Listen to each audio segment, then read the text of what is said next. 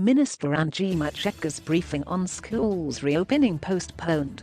Basic Education Minister Angie Motshekga's scheduled briefing about the reopening of schools was on Sunday postponed, causing widespread confusion over whether grade 7s and matrics will be back in the classroom on Monday morning.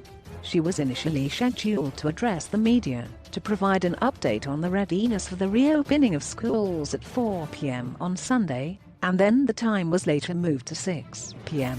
Now the briefing is said to be happening on Monday morning at 11 a.m.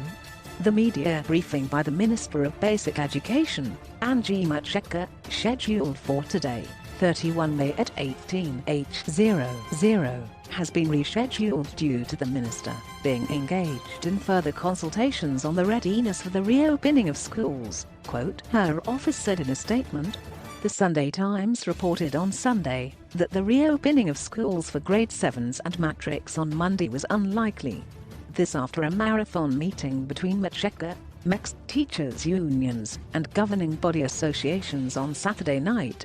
Several sources said Motshekga acknowledged the 5 unions and 3 major governing body associations that met her, that the system is not completely ready.